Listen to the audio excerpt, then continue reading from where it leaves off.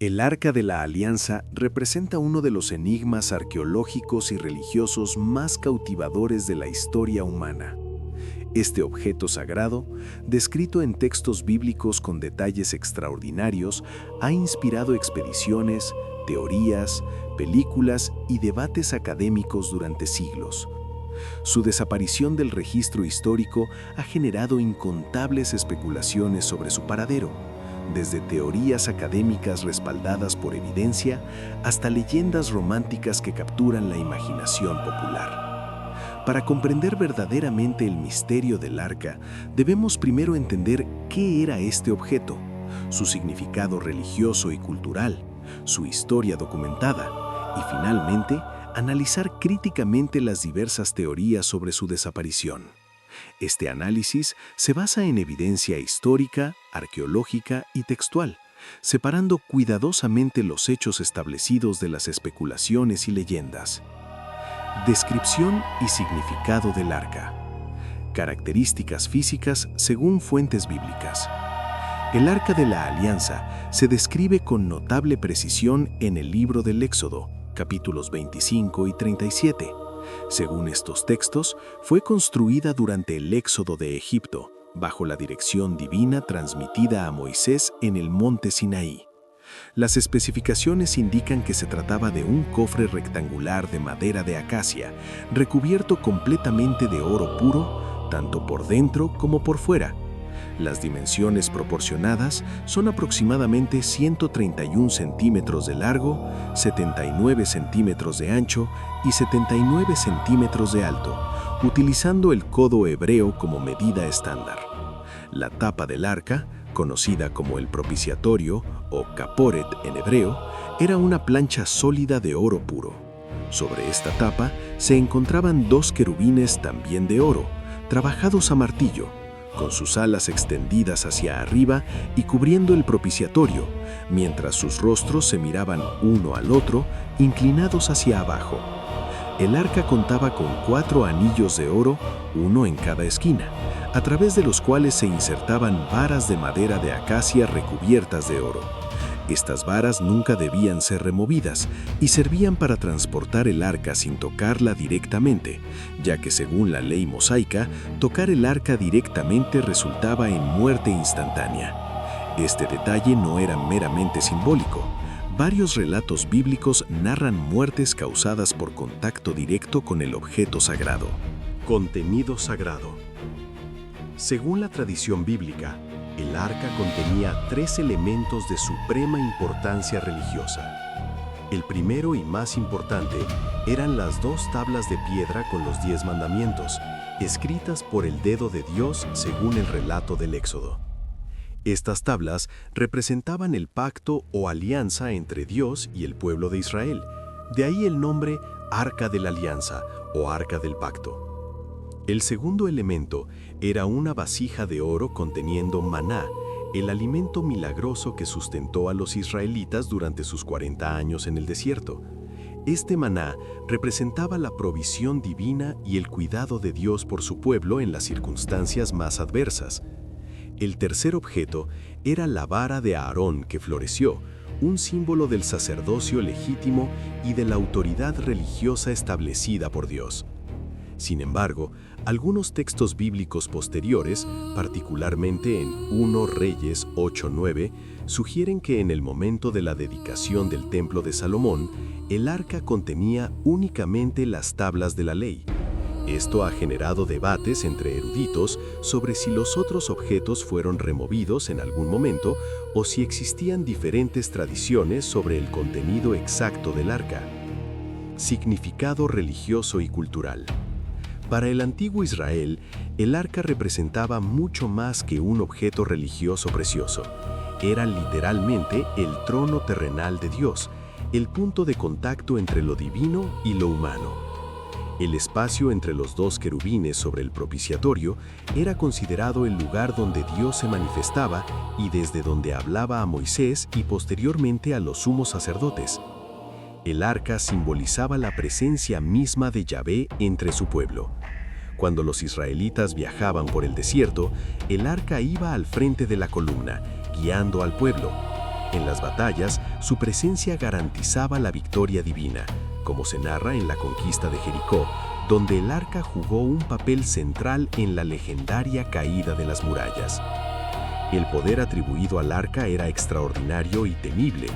Los relatos bíblicos describen cómo causaba plagas a los filisteos cuando la capturaron, cómo podía otorgar victorias militares imposibles y cómo su presencia santificaba el espacio donde se encontraba. Este poder no era algo que pudiera manipularse o controlarse. Las narraciones enfatizan repetidamente que acercarse al arca sin la preparación ritual adecuada o con intenciones impuras resultaba en consecuencias fatales. Historia documentada del arca. Período del desierto y la conquista de Canaán. La historia documentada del arca comienza en el monte Sinaí, donde, según el Éxodo, fue construida por Bezalel y sus artesanos bajo la supervisión directa de Moisés. Durante los 40 años de peregrinación por el desierto, el arca residía en el tabernáculo, una tienda sagrada portátil que servía como santuario móvil para los israelitas nómadas. El arca acompañó a los israelitas en todos sus desplazamientos. Cuando el campamento se movía, los levitas de la familia de Coat eran los únicos autorizados para transportarla, siempre utilizando las varas designadas y nunca tocándola directamente. El proceso de preparación para mover el arca era elaborado. Primero debía ser cubierta con el velo del santuario, luego con pieles de tejón y finalmente con un paño completamente azul. Durante la conquista de Canaán, bajo Josué, el arca desempeñó roles militares y ceremoniales cruciales. El relato más famoso es la conquista de Jericó, donde sacerdotes llevaron el arca alrededor de las murallas de la ciudad durante 7 días. En el 7º día, después de dar 7 vueltas, tocaron las trompetas y el pueblo gritó, provocando el colapso milagroso de las murallas. Aunque los historiadores modernos debaten la historicidad literal de este evento, el relato ilustra el papel central del arca en la identidad y campañas militares israelitas. El arca también estuvo presente en el monte Ebal, donde Josué construyó un altar y renovó el pacto entre Dios e Israel. Posteriormente, residió en varios lugares durante el período de los jueces, incluyendo Gilgal, Betel y finalmente Silo, donde permaneció durante varios siglos en un santuario más permanente. La captura filistea y el retorno. Uno de los episodios más dramáticos en la historia del arca ocurrió aproximadamente en el año 1050 a.C., durante la batalla de Afec contra los filisteos. Los israelitas, después de sufrir una derrota inicial, decidieron traer el arca de Silo al campo de batalla, creyendo que su presencia garantizaría la victoria. Esta decisión demuestra cómo el arca era vista no solo como un símbolo religioso, sino como un objeto con poder intrínseco. Sin embargo, los resultados fueron catastróficos. Los filisteos derrotaron nuevamente a Israel, mataron a los 2 hijos del sumo sacerdote Elí que custodiaban el arca y capturaron el objeto sagrado. Esta derrota fue interpretada como un juicio divino sobre la corrupción del sacerdocio y el estado moral degradado de Israel. El anciano Elí murió al recibir la noticia, cayendo de su silla y rompiéndose el cuello. Los filisteos llevaron el arca como trofeo a Asdod y la colocaron en el templo de su dios Dagón. Aquí comienza una serie de eventos extraordinarios documentados en Primera de Samuel. La estatua de Dagón apareció caída frente al arca a la mañana siguiente. Cuando la volvieron a levantar, al día siguiente la encontraron nuevamente postrada, pero esta vez con la cabeza y las manos cortadas. Simultáneamente, la población de Asdod fue afligida con tumores dolorosos, posiblemente bubones, y una plaga de ratones devastó sus campos. Aterrorizados, los filisteos movieron el arca a Gat, donde ocurrieron los mismos fenómenos. La trasladaron luego a Ecrón, cuyos habitantes se negaron rotundamente a recibirla, temiendo el mismo destino. Después de 7 meses de plagas y terror, los filisteos consultaron a sus sacerdotes y adivinos, quienes aconsejaron devolver el arca a Israel con ofrendas de oro representando los tumores y ratones. El método de devolución fue diseñado como una prueba. Colocaron el arca en un carro nuevo tirado por 2 vacas que nunca habían llevado yugo, separando a las vacas de sus becerros. Si las vacas, actuando contra su instinto natural de regresar a sus crías, llevaban el arca directamente hacia territorio israelita, esto confirmaría que las plagas eran castigo divino y no coincidencia. Las vacas fueron directamente a Bet-Semes, mugiendo en el camino, pero no se desviaron. Los habitantes de Bet-Semes se alegraron al ver el arca, pero cometieron el error fatal de mirar dentro de ella. Según el texto bíblico, murieron 70 hombres por esta transgresión. Aterrorizados, los de Bet-Semes enviaron el arca a Kiriat Jearim, donde permaneció en la casa de Abinadab durante aproximadamente 20 años, cuidada por su hijo Eleazar, quien fue consagrado específicamente para esta tarea. El arca en Jerusalén. David y Salomón. El rey David, después de establecer Jerusalén como su capital alrededor del año 1000 a.C., decidió trasladar el arca a la ciudad, comprendiendo que la legitimidad religiosa era tan importante como el poder político. El primer intento de traslado terminó en tragedia cuando Usa, uno de los hombres que conducían el carro que transportaba el arca, extendió su mano para estabilizarla cuando los bueyes tropezaron. Murió instantáneamente por tocar el arca, un evento que aterrorizó a David y detuvo temporalmente el traslado. Después de 3 meses, durante los cuales el arca permaneció en la casa de Obed-Edom, quien fue bendecido durante ese período, David organizó un segundo intento siguiendo estrictamente las prescripciones rituales. Esta vez, el arca fue transportada por levitas usando las varas designadas, con sacrificios ofrecidos cada 6 pasos. David danzó con todas sus fuerzas delante del arca, vistiendo únicamente un efod de lino, en una expresión de humildad y júbilo religioso que su esposa Mical despreciaría, resultando en su esterilidad según el relato. El arca fue colocada en una tienda especial que David preparó en Jerusalén, donde permaneció durante el resto de su reinado. David deseaba construir un templo permanente para albergar el arca, pero según el relato bíblico, el profeta Natán le transmitió que esta tarea correspondería a su hijo, porque David había derramado mucha sangre en guerras. Salomón, quien reinó aproximadamente del 970 al 930 a.C., cumplió el sueño de su padre construyendo el primer templo de Jerusalén. Este fue uno de los proyectos arquitectónicos más ambiciosos de la antigüedad, requiriendo 7 años de construcción y empleando a decenas de miles de trabajadores. El templo fue diseñado específicamente alrededor del arca, con el lugar santísimo, o Santo de los Santos, como su corazón. La dedicación del templo fue uno de los eventos más significativos en la historia de Israel. Salomón trasladó personalmente el arca desde la tienda de David hasta el lugar santísimo, un cuarto cúbico completamente oscuro de aproximadamente 10 metros por lado. El arca fue colocada bajo las alas de 2 querubines gigantes tallados en madera de olivo y recubiertos de oro, cada uno con una envergadura de 5 metros. Las varas del arca eran tan largas que sus extremos podían verse desde el lugar santo, aunque no desde fuera del santuario. En el momento culminante de la dedicación, cuando los sacerdotes salieron del lugar santísimo, una nube llenó el templo con tal intensidad que los sacerdotes no podían continuar ministrando. Esta nube, llamada la Gloria de Dios o Shekinah en la tradición posterior, representaba la presencia divina tomando posesión de su morada terrenal. Las menciones posteriores y la última referencia confiable. Después de la dedicación del templo, las menciones específicas del arca en los textos bíblicos se vuelven sorprendentemente escasas, lo cual en sí mismo es significativo. Durante los siguientes siglos, el templo sufrió varios saqueos y profanaciones que probablemente afectaron al arca. En el año 926 a.C., apenas 5 años después de la muerte de Salomón, el faraón Sisac de Egipto, identificado históricamente como Sheshonq I de la dinastía 22, invadió Judá y saqueó el templo. El texto bíblico en Primero de Reyes 14, 25-26 menciona que se llevó los tesoros de la casa del Señor, pero no especifica si el arca estaba entre estos tesoros. Esta omisión ha llevado a algunos eruditos a especular que Sisac podría haberse llevado el arca a Egipto en este momento, aunque la mayoría considera más probable que Sisac se llevara objetos portátiles de valor evidente, mientras que el arca, por su significado religioso y su ubicación en el Sancto Sanctorum, podría haber sido respetado o protegido. Durante el reinado del malvado rey Manasés, 697 a 642 a.C., el templo fue profanado con ídolos paganos, incluso colocando una imagen de Acera en el lugar santo. Aunque no se menciona directamente, algunos estudiosos especulan que el arca podría haber sido removida del templo durante este periodo oscuro para protegerla de la profanación.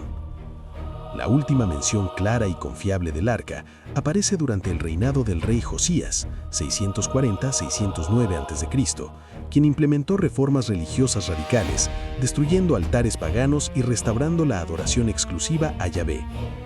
En 2 Crónicas 35:3, Josías ordena a los levitas: «Poned el arca santa en la casa que edificó Salomón, hijo de David, rey de Israel.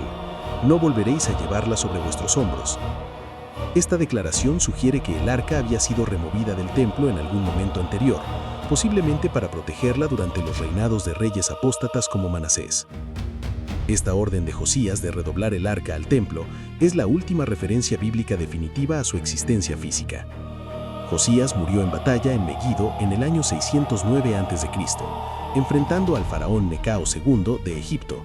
Después de su muerte, Judá entró en un periodo de rápido declive que culminaría con la destrucción babilónica apenas 2 décadas después. La destrucción babilónica y la desaparición del arca. El contexto histórico. Para entender la desaparición del arca, debemos comprender el contexto geopolítico del siglo VII y principios del VI a.C. El imperio asirio, que había dominado el cercano oriente durante siglos, colapsó bajo los ataques combinados de los medos y los caldeos, babilonios, entre 615 y 609 a.C. De las cenizas del imperio asirio surgió el poderoso imperio neobabilónico bajo Nabopolassar y su hijo Nabucodonosor II. Judá, un pequeño reino que había sobrevivido pagando tributo a Asiria, ahora se encontraba atrapado entre 2 potencias, Egipto al sur y Babilonia al norte. Los reyes de Judá cometieron el error fatal de rebelarse contra Babilonia, confiando en el apoyo egipcio que nunca llegó de manera efectiva. Las invasiones babilónicas. Nabucodonosor II invadió Judá en 3 ocasiones distintas, cada vez con consecuencias cada vez más severas. La primera invasión ocurrió en el año 605 a.C., poco después de que Nabucodonosor derrotara a los egipcios en la batalla de Carquemis.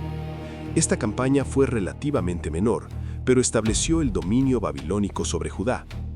La segunda invasión llegó en 597 a.C., después de que el rey Joaquín se rebelara contra Babilonia. Esta vez, Nabucodonosor sitió Jerusalén. El joven rey Joaquín, quien había reinado solo 3 meses después de la muerte de su padre Joaquín, se rindió. Los babilonios saquearon el templo y el palacio real, llevándose tesoros y deportando a unos 10.000 habitantes, incluyendo a la élite política, militar y artesanal. Entre los deportados estaba el profeta Ezequiel, cuyo libro proporciona valiosa información sobre este periodo. El inventario bíblico de lo que los babilonios se llevaron en 597 a.C.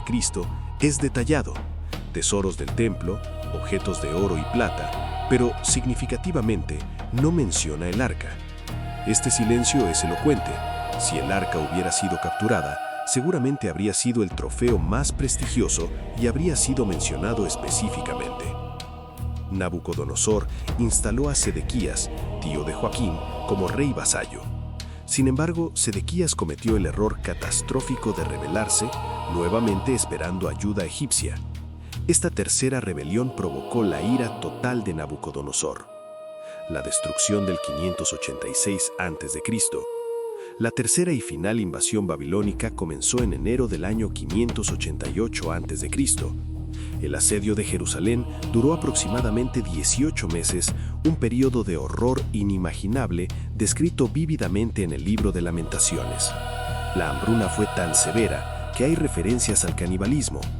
Las murallas fueron finalmente derribadas en julio del 586 a.C. Lo que siguió fue una destrucción sistemática y total. Los babilonios quemaron el templo de Salomón, el palacio real y todas las casas importantes. Derribaron las murallas de Jerusalén. La élite restante fue ejecutada o deportada. Jerusalén quedó reducida a ruinas humeantes, con solo los más pobres dejados para cultivar la tierra. El libro de 2 Reyes 25, 13 al 17 y Jeremías 52, 17 al 23 proporcionan inventarios detallados de los objetos del templo que los babilonios se llevaron: las columnas de bronce, Jaquín y Boaz, las bases móviles, el mar de bronce, los utensilios de oro y plata, los candelabros, los tazones, las copas. La descripción es minuciosa, casi obsesiva en su detalle, pero en ningún lugar se menciona el arca. El silencio revelador. Este silencio sobre el arca en las listas de botín babilónico es uno de los hechos más significativos en todo el misterio. Los escribas bíblicos fueron meticulosos al documentar tanto la pérdida como la posterior devolución de los objetos del templo. Cuando Ciro de Persia permitió la reconstrucción del templo en 538 a.C., el libro de Esdras enumera cuidadosamente los 5.400 objetos de oro y plata que fueron devueltos. Pero el arca nunca aparece en ninguna de estas listas. Hay varias explicaciones posibles para este silencio. Destrucción previa. El arca ya había sido destruida o perdida antes de 586 a.C., posiblemente durante el saqueo de Sisac en 926 a.C. o durante algún otro momento de crisis. Ocultamiento exitoso. Sacerdotes leales escondieron el arca antes de la invasión final, pero el conocimiento de su ubicación se perdió con su muerte durante la destrucción y el exilio. Destrucción por profanación. Los babilonios la destruyeron deliberadamente, pero los escribas judíos, no pudiendo soportar registrar tal profanación, simplemente omitieron mencionarla. Fundición del oro. Los babilonios podrían haber fundido el oro del arca junto con otros metales preciosos del templo sin reconocer su significado especial. La mayoría de los historiadores modernos consideran que la explicación más probable es que el arca fue destruida en algún momento entre su última mención, bajo Josías, 609 a.C., y la destrucción del templo, 586 a.C., con su oro fundido como parte del botín de guerra. El segundo templo, el lugar santísimo vacío. Cuando los exiliados judíos regresaron de Babilonia bajo el decreto de Ciro el Grande en 538 a.C., reconstruyeron el templo de Jerusalén.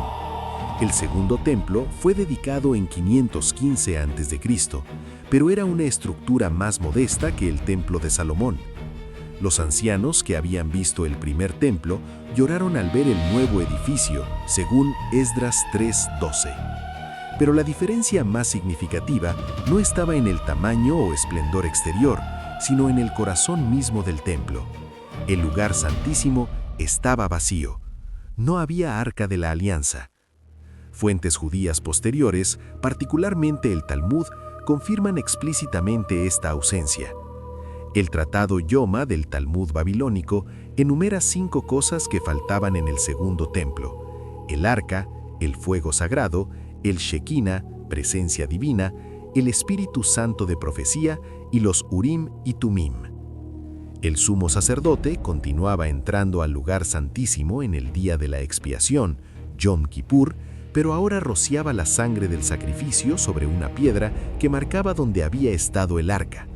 Esta piedra, llamada Eben Shetia, o piedra fundamental en la tradición judía, se convirtió en el nuevo punto focal del ritual más sagrado del judaísmo. Esta ausencia del arca en el segundo templo es un hecho histórico establecido y universalmente aceptado. Cuando Herodes el Grande renovó y expandió masivamente el templo, comenzando en el 20 a.C., creando la estructura magnífica que conoció Jesús y que fue finalmente destruida por los romanos en el 70 después de Cristo, el lugar santísimo permaneció vacío. Las teorías sobre el paradero del arca. La teoría etíope, Axum y la tradición del Quebra-Nagast. Una de las teorías más románticas y persistentes sobre el arca la sitúa en Etiopía, específicamente en la ciudad de Axum. Esta teoría está enraizada en la tradición etíope ortodoxa y documentada en el Quebra-Nagast, un texto etíope del siglo XIV que narra la historia nacional y religiosa de Etiopía. La historia tradicional. Según el Quebra-Nagast, El arca llegó a Etiopía a través de Menelik I, el supuesto hijo del rey Salomón y la reina de Saba. La historia cuenta que la reina de Saba, gobernante de un reino que algunos identifican con Etiopía o Yemen, visitó a Salomón en Jerusalén.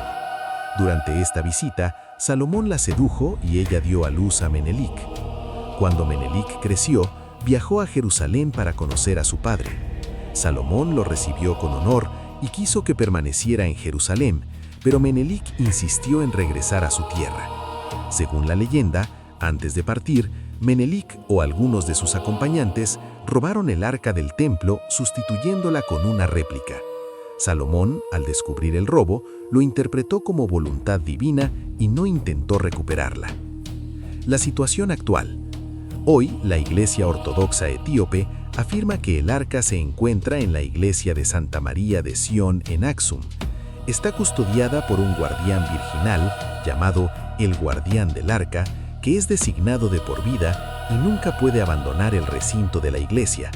Se supone que es el único ser humano que puede ver el arca. Cada iglesia ortodoxa etíope contiene una réplica del arca llamada Tabot, que se considera esencial para la consagración de la iglesia. Durante la fiesta de Timkat, Epifanía etíope, estas réplicas son llevadas en procesión, envueltas en telas elaboradas, en una de las ceremonias más coloridas y significativas de la fe ortodoxa. Análisis crítico. Los historiadores y arqueólogos mantienen un escepticismo considerable sobre esta teoría por varias razones. Cronología problemática. El Kebra Nagast fue escrito en el siglo XIV, más de 2000 años después de los eventos que describe. Es claramente un texto de propaganda nacional diseñado para establecer la legitimidad de la dinastía salomónica etíope que reclamaba descender directamente de Salomón y David. Anacronismos históricos. La historia contiene numerosos anacronismos.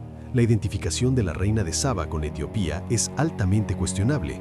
La mayoría de los eruditos sitúan el reino de Saba en el sur de la península arábiga, Yemen moderno, no en Etiopía. Además, no hay evidencia arqueológica o textual de contacto significativo entre Israel y Etiopía durante el período del primer templo. Ausencia de evidencia antigua. No existe ninguna mención de esta tradición en fuentes antiguas, ni judías ni cristianas, anteriores a la era medieval. Si el arca hubiera sido llevada a Etiopía en la época salomónica, esperaríamos encontrar alguna referencia en los extensos textos bíblicos, apócrifos o en escritos de historiadores como Josefo. Imposibilidad de verificación. El hecho de que nadie externo pueda examinar el objeto custodiado en Aksum hace imposible cualquier verificación.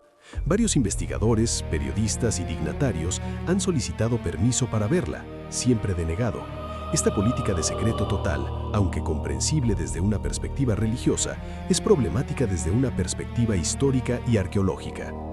Consideraciones teológicas. Algunos eruditos señalan que si Salomón realmente descubrió que el arca había sido robada, la respuesta más probable habría sido una persecución inmediata y guerra, no aceptación pasiva. El arca era demasiado central para la identidad y legitimidad religiosa de Israel como para que su pérdida fuera simplemente aceptada. Sincretismo religioso. La veneración etíope del arca parece mostrar influencias tanto cristianas como judías, pero posiblemente incorporadas en épocas muy posteriores. Etiopía se convirtió al cristianismo en el siglo IV después de Cristo, y su judaísmo únicamente es objeto de debate académico en cuanto a su origen y antigüedad. La teoría del monte del templo, túneles y cavernas secretas. Otra teoría popular sostiene que el arca permanece escondida en algún lugar debajo del monte del templo en Jerusalén, posiblemente en túneles secretos o cámaras construidas específicamente para este propósito. El fundamento de la teoría. Esta teoría se basa en la lógica de que sacerdotes leales, al ver la inminente invasión babilónica, habrían escondido el arca en el lugar más seguro posible, dentro del mismo complejo del templo, en cámaras subterráneas secretas. El monte del templo es conocido por tener numerosos túneles, cisternas y cavidades, muchas de las cuales permanecen inexploradas. Exploraciones históricas. A lo largo de la historia, varios grupos han intentado explorar bajo el monte del templo. En el siglo XIX, Charles Warren, un ingeniero británico, excavó extensos túneles alrededor y debajo del monte del templo, mapeando gran parte de la infraestructura herodiana. Aunque descubrió túneles impresionantes y estructuras antiguas, no encontró evidencia del arca. En la década de 1980, Yehuda Getz, rabino del Muro de los Lamentos, dirigió exploraciones en túneles debajo del monte del templo. Según algunos relatos no confirmados, su equipo descubrió una cámara sellada que él creía podría contener el arca. Sin embargo, cuando las autoridades musulmanas del monte del templo descubrieron las excavaciones, las detuvieron inmediatamente, sellando los túneles con concreto. El incidente casi provocó violencia interreligiosa. Realidades arqueológicas y políticas. La exploración arqueológica bajo el monte del templo enfrenta obstáculos casi insuperables que convierten esta teoría en prácticamente imposible de verificar en el futuro cercano. El monte del templo es uno de los sitios más sensibles política y religiosamente en todo el mundo, siendo sagrado para 3 religiones principales. Actualmente, el monte del templo está bajo la administración del Waqf Islámico de Jerusalén, aunque Israel mantiene la soberanía sobre el sitio desde 1967. Cualquier excavación arqueológica requeriría la aprobación tanto de autoridades israelíes como del Waqf, algo prácticamente imposible dada la tensión política actual. El sitio alberga la cúpula de la Roca y la mezquita de Al-Aqsa, el tercer lugar más sagrado del Islam. Complejidades estructurales. Además de las restricciones políticas, existen razones técnicas que complican cualquier exploración. El monte del templo ha sido reconstruido y modificado múltiples veces a lo largo de más de 2000 años. Herodes el Grande expandió masivamente la plataforma en el siglo I a.C., creando enormes estructuras de soporte que alteraron fundamentalmente la topografía del sitio. Los omeyas construyeron la cúpula de la Roca en el siglo VII después de Cristo. Los cruzados hicieron modificaciones en el siglo XII, y los mamelucos y otomanos añadieron más estructuras posteriormente. Las cisternas y túneles bajo el monte son numerosos, pero en su mayoría datan de períodos posteriores al primer templo. Identificar estructuras del período salomónico sería extraordinariamente difícil, incluso con acceso completo, que no existe. Muchas de las cavidades subterráneas han sido rellenadas, colapsadas o modificadas a lo largo de los siglos. Tradiciones rabínicas. Algunas tradiciones rabínicas apoyan la idea de que el arca fue escondida debajo del templo. El Talmud, Shekalim 6, 1-2, menciona que un sacerdote, mientras trabajaba en el templo, notó que una piedra del pavimento era diferente. Cuando comenzó a investigar, murió antes de poder revelar su descubrimiento, lo que fue interpretado como una señal de que había encontrado el lugar donde el arca estaba escondida. Otra tradición sostiene que el rey Josías, previendo la destrucción del templo, ordenó que el arca fuera escondida en cámaras secretas construidas por Salomón específicamente para este propósito. Esta versión aparece en fuentes rabínicas medievales, pero no tiene respaldo en textos bíblicos o históricos antiguos. Evaluación crítica. Aunque es imposible descartar completamente esta teoría, dado que no se puede excavar el sitio, varios factores la hacen poco probable. La destrucción babilónica fue sistemática y completa.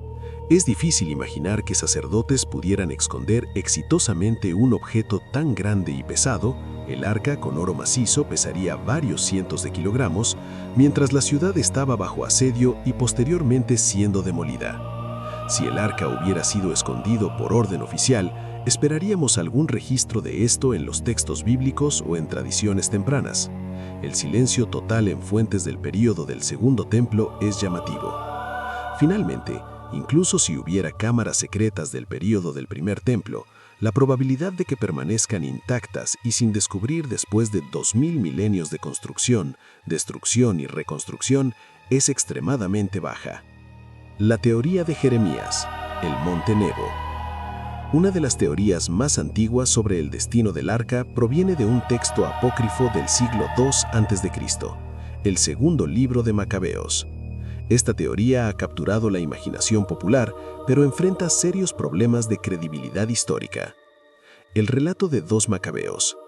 Según 2 Macabeos 2, 4-8, el profeta Jeremías, siguiendo una revelación divina, tomó el arca, la tienda del encuentro, el tabernáculo y el altar del incienso y los llevó al monte donde Moisés había contemplado la tierra prometida antes de morir, el monte Nebo, en lo que hoy es Jordania. El texto describe cómo Jeremías encontró una cueva en la montaña y depositó allí estos objetos sagrados, sellando la entrada. Cuando algunos de sus compañeros intentaron marcar el camino para poder encontrarlo nuevamente, Jeremías los reprendió declarando que el lugar permanecería desconocido hasta que Dios reuniera nuevamente a su pueblo y les mostrara su misericordia. Solo entonces, según la profecía, la gloria del Señor se manifestaría nuevamente con la nube, como ocurrió con Moisés y cuando Salomón dedicó el templo. Análisis académico. ¿Qué dicen los expertos? El consenso histórico. La gran mayoría de historiadores, arqueólogos bíblicos y expertos en el antiguo Cercano Oriente convergen en una conclusión que, aunque menos dramática que las teorías de tesoros escondidos, es la más consistente con la evidencia disponible. El Arca de la Alianza fue muy probablemente destruida durante las invasiones y saqueos que sufrió Jerusalén entre los siglos 9 y 6 a.C. El profesor Dr. Dan Bahad, arqueólogo israelí especializado en Jerusalén, ha declarado que las posibilidades de encontrar el arca son casi nulas. En su opinión, basada en décadas de investigación arqueológica, el arca probablemente fue destruida durante alguno de los numerosos saqueos del templo.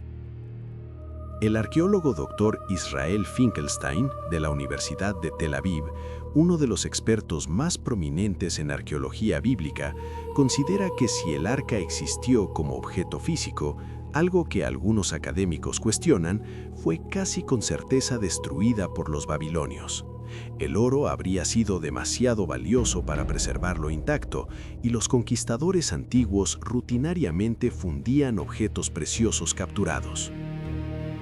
El Dr. Aren Meir, director de las excavaciones en Tel Es-Safi, la antigua Gat filistea, señala que los conquistadores antiguos rara vez preservaban los objetos religiosos de los pueblos vencidos. La práctica estándar era destruir o profanar deliberadamente los símbolos religiosos del enemigo como demostración de la superioridad de los propios dioses. Razones para el escepticismo académico. Los académicos mantienen escepticismo hacia las teorías de supervivencia del arca por varias razones sólidas. El silencio de las fuentes. La ausencia total del arca en los inventarios del Segundo Templo y en toda la literatura del periodo del Segundo Templo es extraordinariamente significativa. Si el arca hubiera sido exitosamente escondida con conocimiento de su ubicación, esperaríamos al menos tradiciones tempranas sobre su paradero. En cambio, el silencio es casi total hasta la aparición de leyendas medievales. La naturaleza del oro. El arca estaba recubierta de oro puro, dentro y fuera, y la tapa era de oro macizo. En la antigüedad, el oro era extremadamente valioso. Los conquistadores babilónicos eran sistemáticos en saquear metales preciosos. Es altamente improbable que, si encontraron el arca, la hubieran dejado intacta simplemente por su significado religioso para los judíos. Precedentes históricos. Conocemos numerosos casos de tesoros de templos antiguos que fueron saqueados, con sus metales preciosos fundidos. No hay razón para pensar que el arca habría sido una excepción. De hecho, el hecho de que otros objetos del templo fueran llevados a Babilonia, eventualmente devueltos por Ciro, pero el arca no, sugiere fuertemente que fue tratada de manera diferente, probablemente destruida. La teología del judaísmo postexílico. El judaísmo que se desarrolló después del exilio babilónico cambió significativamente. Se volvió menos centrado en objetos físicos y más enfocado en la Torá, la ley escrita, la sinagoga y la oración. La ausencia del arca en el Segundo Templo no impidió el desarrollo de una religión judía vibrante y significativa. Este hecho teológico sugiere que la comunidad judía temprana aceptó la pérdida del arca como permanente. Perspectivas alternativas minoritarias. Algunos académicos mantienen posiciones ligeramente diferentes. La hipótesis de ocultamiento. Un pequeño número de investigadores considera plausible que sacerdotes leales escondieran el arca antes de la invasión final babilónica, pero que el conocimiento de su ubicación se perdió con las muertes y el exilio que siguieron. Esta posición reconoce la posibilidad teórica, mientras admite que la recuperación es probablemente imposible. Cuestionamiento de la existencia histórica. Algunos académicos más escépticos, particularmente aquellos de la escuela minimalista de arqueología bíblica, cuestionan si el arca existió alguna vez como objeto físico. Sugieren que podría haber sido una invención literaria o que las descripciones bíblicas son proyecciones retroactivas de objetos del período monárquico tardío. Esta es una posición minoritaria, pero respetada en algunos círculos académicos. El significado del misterio. ¿Por qué importa el arca? Más allá de la cuestión histórica de su paradero, vale la pena considerar por qué el arca continúa fascinando a tantas personas casi 3 milenios después de su desaparición. Significado religioso continuo. Para judíos, cristianos y musulmanes, el arca representa la presencia tangible de lo divino en el mundo material. Su pérdida simboliza la distancia entre la humanidad y Dios, mientras que las esperanzas de su redescubrimiento representan anhelos de restauración espiritual. Símbolo de continuidad histórica. El arca conecta el presente con los orígenes del monoteísmo bíblico. Su búsqueda es, en cierto sentido, una búsqueda de conexión con las raíces de la civilización occidental y las tradiciones religiosas que han moldeado nuestra cultura. El atractivo del misterio. En una era de información instantánea y satélites que pueden fotografiar cada centímetro de la Tierra, el arca representa uno de los últimos grandes misterios sin resolver. Hay algo profundamente humano en nuestra fascinación con lo desconocido. Lecciones históricas. El misterio del arca también ofrece lecciones valiosas sobre cómo interpretamos la historia y la evidencia. La importancia del pensamiento crítico. Las diversas teorías sobre el arca demuestran la importancia de evaluar críticamente las afirmaciones, distinguiendo entre evidencia sólida, especulación razonable y pura fantasía. Respeto por la complejidad histórica. La historia antigua es compleja y frecuentemente incierta. Aceptar que algunas preguntas no tienen respuestas definitivas es parte de la madurez intelectual. La intersección de fe y evidencia. El caso del arca muestra cómo la fe religiosa y la investigación histórica pueden informarse mutuamente sin necesariamente estar en conflicto. Las personas de fe pueden mantener creencias sobre el arca mientras aprecian las limitaciones de la evidencia histórica, y los historiadores pueden investigar respetuosamente objetos de significado religioso. Conclusiones. ¿Qué sabemos realmente? Después de examinar exhaustivamente la evidencia histórica, arqueológica y textual, podemos establecer las siguientes conclusiones con diversos grados de certeza. Hechos establecidos. El arca está documentada en textos bíblicos que describen su construcción, uso y eventual desaparición del registro histórico. La última mención confiable del arca ocurre durante el reinado del rey Josías, 640 a 609 a.C., cuando ordenó su retorno al templo. El segundo templo no contenía el arca, un hecho confirmado por múltiples fuentes antiguas, incluyendo el Talmud y escritores como Josefo. No existe evidencia arqueológica verificable de la supervivencia del arca en ninguna ubicación propuesta. Conclusión más probable. Basándose en la evidencia disponible, la explicación más parsimoniosa y consistente con los hechos conocidos es que el arca fue destruida en algún momento entre 609 a.C., última mención bajo Josías, y 586 a.C., destrucción final del templo. El escenario más probable es que fue capturada durante una de las invasiones babilónicas y su oro fue fundido junto con otros metales preciosos del templo. Los babilonios eran meticulosos en extraer valor de los territorios conquistados, y el oro del arca habría sido demasiado valioso para dejarlo intacto. Alternativamente, podría haber sido destruida durante un saqueo anterior, posiblemente por Sisac de Egipto en 926 a.C., o durante los reinados de reyes apóstatas que profanaron el templo. Posibilidades remotas. Es teóricamente posible, aunque improbable, que sacerdotes escondieran el arca antes de la invasión final, pero el conocimiento de su ubicación se perdió con las muertes y deportaciones masivas que siguieron. El arca sobreviva en alguna ubicación no investigada, aunque décadas de arqueología en toda la región hacen esto cada vez menos probable. Lo que podemos descartar. Con considerable confianza, podemos descartar la teoría etíope. No hay evidencia histórica de que el arca fuera llevada a Etiopía en la época salomónica. La tradición del Kebra Nagast es claramente legendaria y data de muchos siglos después de los eventos que describe.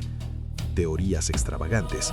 Las afirmaciones de que el arca está en Irlanda, Zimbabue, bajo el Golgota o en otros lugares exóticos carecen completamente de fundamento histórico o arqueológico. Descubrimientos inminentes.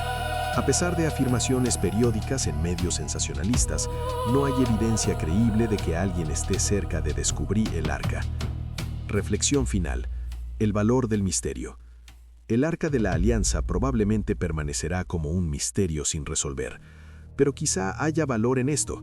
El misterio nos invita a reflexionar sobre cuestiones más profundas: la naturaleza de lo sagrado, la relación entre lo material y lo espiritual, el significado de la pérdida y la memoria histórica. Para las personas de fe, la ausencia física del arca no disminuye su significado espiritual. El judaísmo floreció durante 2000 años sin el arca. El cristianismo se centra en Cristo como el verdadero propiciatorio. El Islam venera la historia del arca mientras mira hacia adelante. Para los historiadores y arqueólogos, el arca representa las limitaciones de nuestro conocimiento del pasado antiguo. Hay vacíos en el registro histórico que quizá nunca podamos llenar completamente. Esto requiere humildad intelectual y apertura a la incertidumbre. Y para todos nosotros, creyentes y escépticos por igual, el misterio del arca nos recuerda que la historia humana está llena de pérdidas irreparables. Civilizaciones enteras han desaparecido, bibliotecas han ardido, tesoros invaluables se han perdido para siempre. El arca es solo uno de muchos recordatorios de que el pasado es, en última instancia, irrecuperable, conocible solo imperfectamente a través de los fragmentos que sobreviven. La búsqueda del arca continúa en algunos círculos, impulsada por fe, esperanza y curiosidad. Mientras esa búsqueda se realice con rigor intelectual, respeto por la evidencia y sensibilidad hacia la importancia religiosa del objeto, puede contribuir a nuestra comprensión del mundo antiguo, aunque nunca resulte en el descubrimiento del arca misma. El verdadero tesoro no puede ser el objeto físico, sino lo que aprendemos sobre nosotros mismos, nuestra historia y nuestras creencias en el proceso de buscarlo. ¿Te fascinó esta historia? Si disfrutaste este profundo análisis sobre uno de los misterios arqueológicos más grandes de la historia, no olvides darle like a este video y suscribirte al canal para más contenido sobre misterios históricos, arqueología bíblica y civilizaciones antiguas. Comparte tu opinión en los comentarios. ¿Qué teoría te parece más convincente? ¿Crees que el arca fue destruida o aún existe en algún lugar esperando ser descubierta? ¿Conoces alguna otra teoría que no hayamos cubierto? Activa la campanita de notificaciones para no perderte nuestros próximos videos, donde exploraremos otros enigmas fascinantes como la ubicación de la tumba de Alejandro Magno, los manuscritos perdidos de la Biblioteca de Alejandría, el verdadero emplazamiento del Jardín del Edén, los misterios sin resolver del Mar Muerto. Comparte este video con amigos interesados en historia, arqueología o misterios antiguos. El conocimiento se multiplica cuando se comparte. Síguenos en nuestras redes sociales, enlaces para contenido exclusivo, actualizaciones sobre descubrimientos arqueológicos recientes y debates en vivo sobre estos fascinantes temas. Y recuerda, la historia no son solo hechos del pasado, es la búsqueda continua de comprender quiénes somos y de dónde venimos. Gracias por acompañarnos en este viaje a través del tiempo. Nos vemos en el próximo video.